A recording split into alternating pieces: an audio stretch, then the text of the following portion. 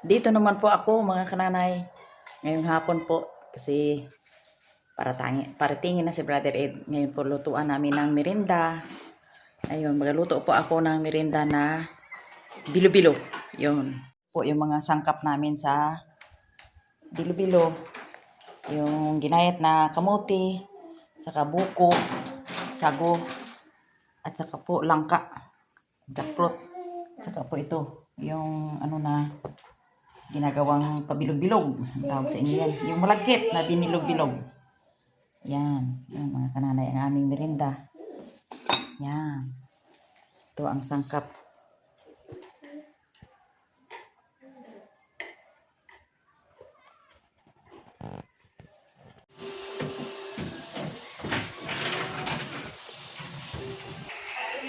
Okay. Kulo na po ang tubig. Po. Lutuin mo natin sa tubig.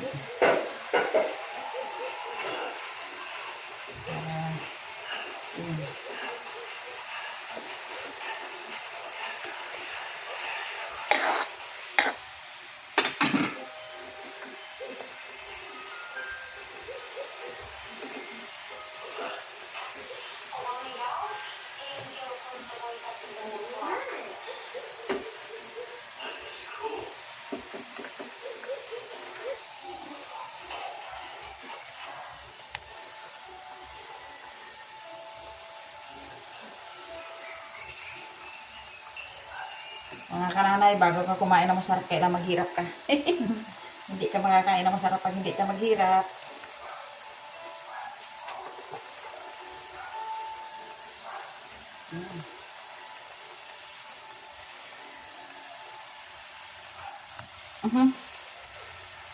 Malapit ang apoy.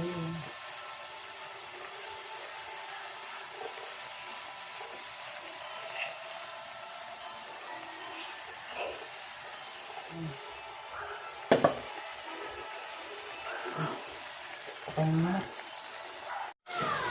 Ayan po. Lagay natin yung kamote.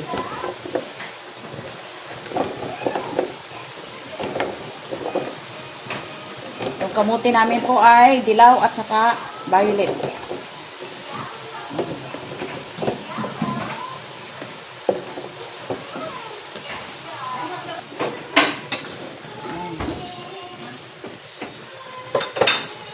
Lagay natin ang gata.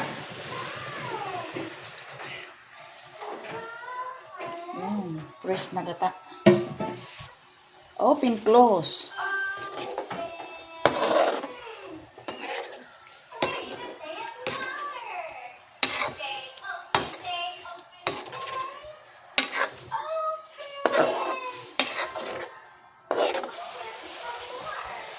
Lagyan natin ng kaunting asin. Yun.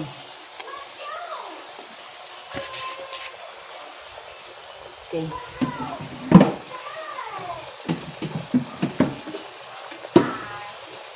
Takpan natin. Okay. Buksan natin. Ayan. Kumulo na. Bawas-bawasan natin ang tubig. Ang ano yan, ang apoy, malakas. Malakas doy ang apoy.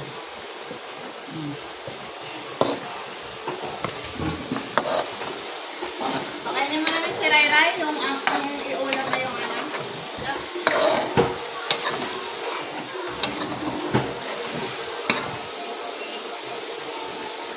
Tapos ilagyan na po natin yung sago. Yun.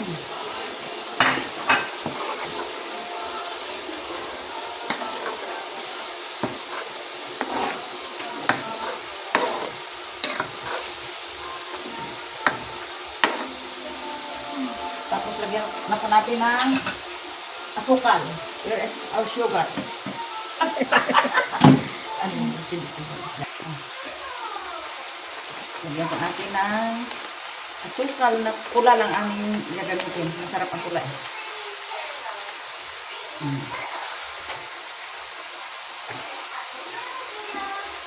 Ang pula. Creamy. Ha? Creamy.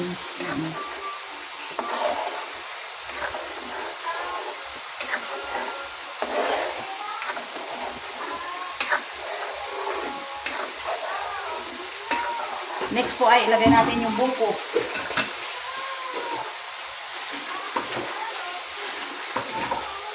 Yan. Buko.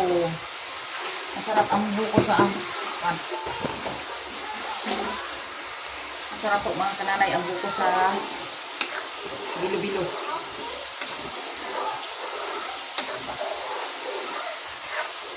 Okay.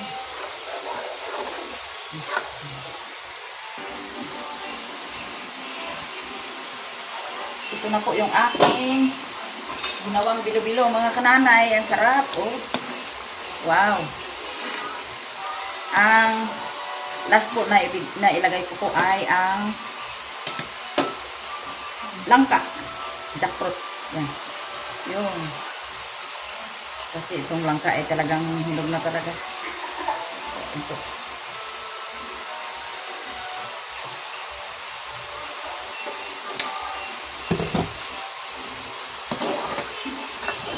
Yun.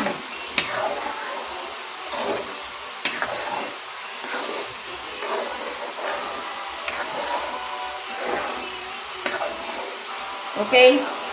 Tuwing luto na. Yun. Itanong po mga kanana yung aking luto na bilo-bilo. Ang dami. Para mabigyan din po mga kanana yung aming kahanggan dito. Ayan. Sarap niyan. Okay. Mamaya kain na. Ay mga kananay, at ito nga po yung bilo-bilo kong ginawa.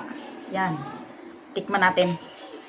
Wala pa dito yung aking si Brother Ed na sa biyahe pa. Mamaya pa po siya.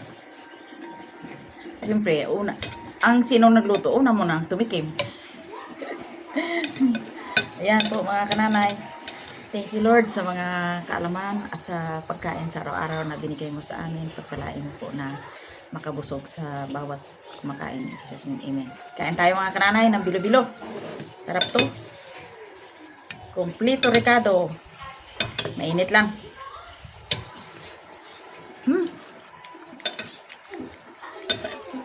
Ang bilo-bilo.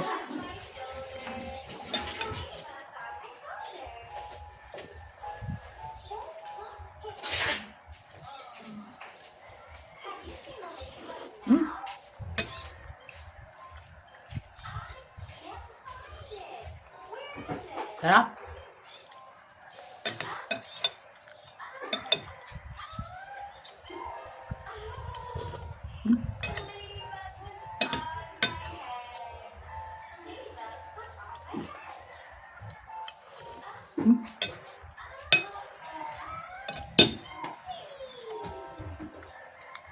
Sarap talaga mga kananay. Kaso lang ay di ganong kwan ito sa mga matanda dahil sobrang matamis.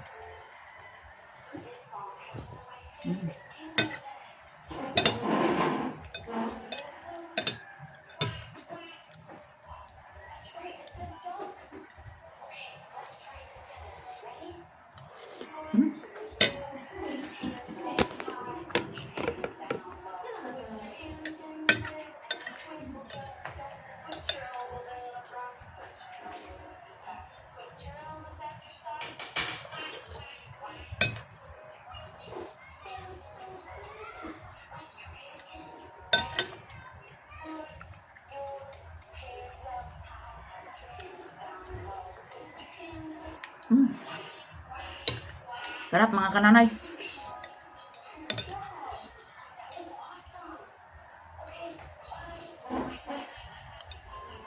At yan po. Continue. Next na ulit video. Mga kananay, awa ng Diyos ay dumating na si Brother Ed dito sa amin. Yan. At ang pasalubong ko sa kanyang bilo-bilo ay i-attack na niya, kakainin na niya. Yan. Ayan, dito na si Brother Ed. Mga kananay, pinsa na kayo, tinaram ko muna si kananay. Kasi ako po ay may tawag dito, official travel. Isang linggo ako sa Boracay. Yan. Yan. Doon po ang aming seminar. Kaya si Kameses ay walang kasama dito paggabi. Kaya nanay. Kaya pag si nanay po ay pupuntang Kalapan yan, tandaan niyo na. Pag hindi si Ka-Brother Ed ang may lakad, si Ka-Meses. Yan. Kaya, pero bukas si nanay po ay babalik na. Ayan. Saka na rin dito para makarelax-relax si kananay. So, kagabi, paggabi kami dumating eh. So, yung bilo-bilo, sabi ko kay nanay, pag-uwi ko dyan, kung pwede maluto ako ng bilo-bilo. Kasi paborito ko to. Yan. Bilo-bilo mga kananay. Napakasarap. Ayan po. Yung langka na ito pa yung kakasister galing. So, matagal na, no? Nakarip lang. Bumili ako ng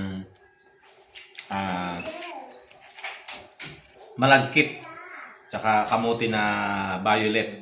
Yan. Si nanay bumili na ng buko. Yan. Sarap. Yung langka. Kamote. Kulay ube. Plus may buko. Ayos.